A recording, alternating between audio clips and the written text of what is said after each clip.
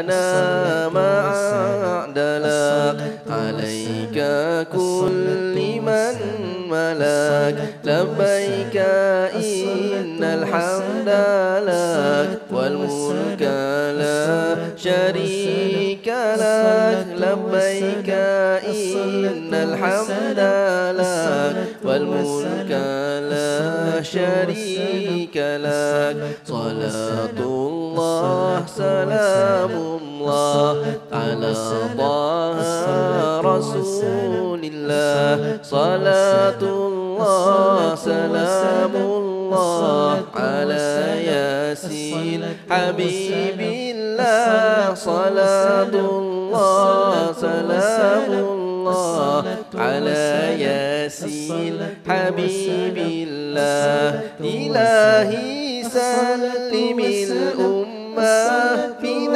الآفات والنقمة ومن هم ومن غمة استجب دعاءنا يا الله إلهي نجنا واكشف جميع أديتي واصرف لك عيد العدا والتوب تجيب دعاءنا يا الله لا الله سلام الله على طه رسول الله صلاة الله سلام الله على ياسين حبيب الله صلاة الله سلام الله على ياسين. Bismillahirrahmanirrahim. Assalamualaikum warahmatullahi wabarakatuh. Alhamdulillah wassalatu wassalamu ala Rasulillah wa ala alihi wa sahbihi ajmain. Alhamdulillah, para penonton yang dikasihi sekalian, semoga semua berada dalam keadaan sihat walafiat, dirahmati dan dikasihi Allah Subhanahu wa taala. Hari ini saya akan kongsikan mengenai salah satu lagi sifat yang ada di dalam diri Nabi SAW yang perlu dan sangat kritikal untuk kita contohi, iaitu sifat al-anatu ataupun dinamakan sebagai al-anah ataupun ketenangan. Saya mulakan dalam firman Allah Subhanahu wa taala dalam surah Al-Isra ayat ke-11. Ba'da a'udzu billahi minasyaitonir rajim wa yad'ul insanu bisyarri du'aahu bil khair wa kana al insanu ajula. Sadaqallahul azim. Allah firmankan, dan manusia berdoa untuk kejahatan sebagaimana ia berdoa untuk kebaikan, dan manusia itu bersifat tergesa-gesa. Keunikan ayat ini memberikan kita satu pencerahan yang sangat hebat. Allah kata apa dalam surah tersebut? Allah kata manusia ni dia berdoa untuk kejahatan seperti mana dia berdoa untuk kebaikan. Dan manusia ni dia mempunyai satu sifat, iaitu tergesa-gesa, lawan kepada sifat iaitu ketenangan yang kita nak bincangkan pada malam ini. Apa maksud ayat ini? Ayat ini diturunkan atas sebab musabab, antaranya adalah ketika pada zaman Rasulullah SAW ada orang-orang yang mana mereka itu suka berdoa dan memberikan ucapan yang bukan-bukan. Contoh, bila dia bergaduh saja dengan isteri dia, dia akan lafazkan perkataan yang bukan-bukan kepada isterinya, dengan mencela, dengan menghina, dengan mengkritik. Kalau dia bergaduh dengan anak ataupun dia marah dengan anak dia, dia akan cakap kau anak, contohlah dia akan cakap kau anak yang tak guna, anak yang aku sia-sia je aku besarkan kau, sia-sia je aku lahirkan kau kat bumi ni, tak guna kau hidup kat dalam bumi ni. Jadi ayat ini Allah SWT turunkan untuk menegur akan lidah dan permohonan kita kepada Allah tentang perkara-perkara yang syar, perkara-perkara yang jahat, perkara-perkara yang tak elok untuk kita lakukan. Seperti yang mana contoh kita geram dengan seseorang, contoh dia orang tersebut adalah melakukan silapan dan kita pun doa angkat tangan, ya Allah ya Tuhanku, kau hancurkan dia, kau lenyek dia, kau kata orang tu, kau seksa dia ya Allah, supaya dia tahu langit tu tinggi ke rendah. Tidak layak untuk kita minta kepada Allah akan sesuatu permintaan yang mendatangkan kepada kejahatan. Habis macam mana Ustaz? Ada hadis yang menyatakan mengenai doa orang yang zalim itu adalah Doa orang yang dizalimi itu adalah dimakbulkan Allah. Boleh kita berdoa, ya Allah, aku ini dalam keadaan yang dizalimi, maka aku bermohon kepadamu agar dikurniakan taufik dan hidayahmu kepada orang yang menzalimi aku. Boleh kita doa tersebut, kerana bila kita minta taufik dan hidayah, ianya makna yang luas. Kita serahkan kepada Allah, biar Allah yang tentukan mana yang terbaik untuk orang yang melakukan kezaliman tersebut.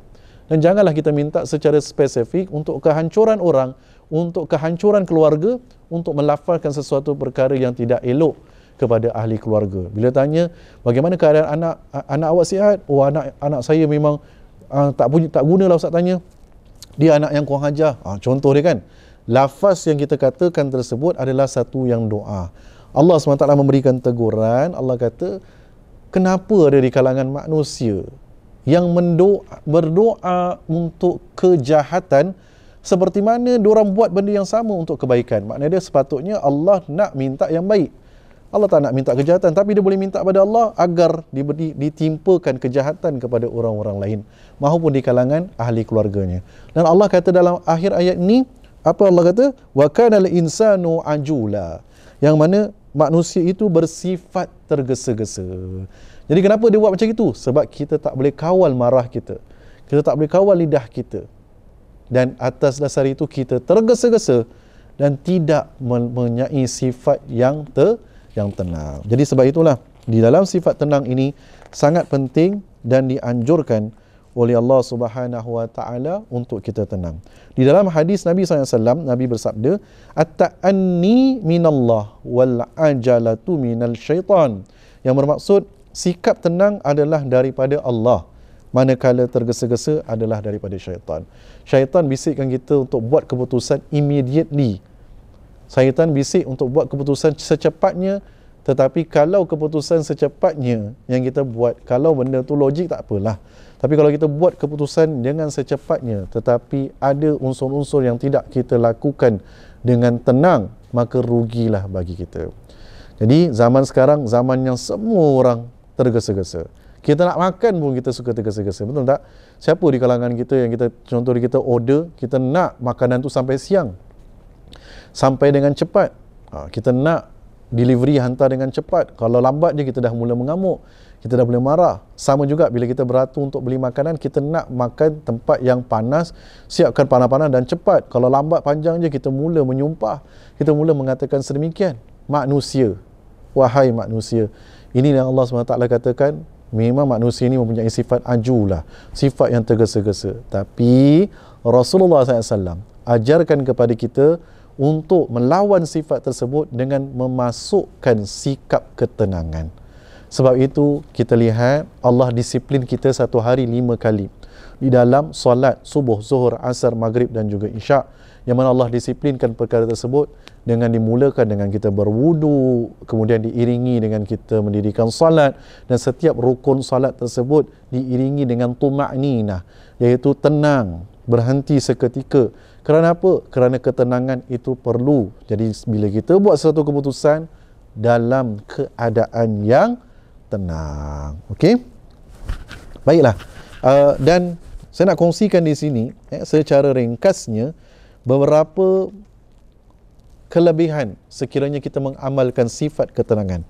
Pertama, kita akan mendapati kewarasan akal serta sikap berlapang dada. Kalau kita tenang, kita punya akal akan waras dan dada kita akan lapang, sebab kita akan berfikir baru kita membuat satu keputusan. Kedua, kita akan memelihara manusia daripada terlajak membuat keputusan yang salah.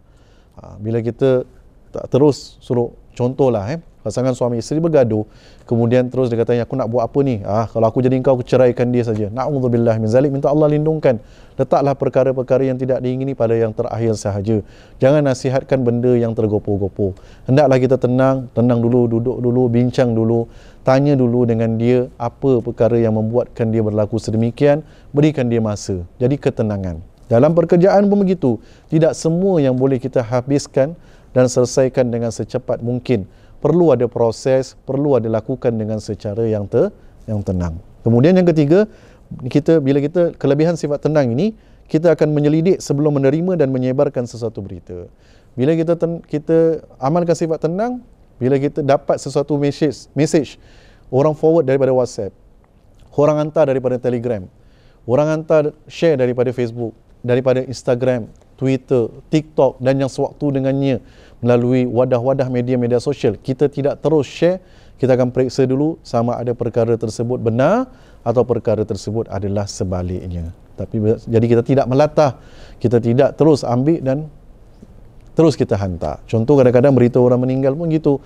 Kita dapat terus kita forward. Padahal kita tak tahu sumbernya daripada mana. Sedangkan orang tersebut masih lagi hidup, masih lagi sihat walafiat. Berhati-hati bagi siapa yang memulakan perkara-perkara tersebut dengan tergopoh gapah ataupun dengan niat untuk memfitnah, maka ketahuilah bahawasanya Allah Subhanahu Wa Taala merakam segala dosa-dosanya. Cepat-cepatlah berubah, cepat-cepatlah bertaubat kepada Allah Subhanahu Wa Taala. Kemudian yang terakhir, bila kita mengamalkan sifat tenang ini, kita dapat memelihara tuannya daripada sifat-sifat keji. Yang mana sifat tenang ini dapat pelihara kita daripada melakukan perkara-perkara yang keji, daripada melakukan perkara-perkara yang mungkar. Oleh yang demikian, para penonton yang dikasihi sekalian, amalkanlah sifat al-anatu ini ataupun al-anah.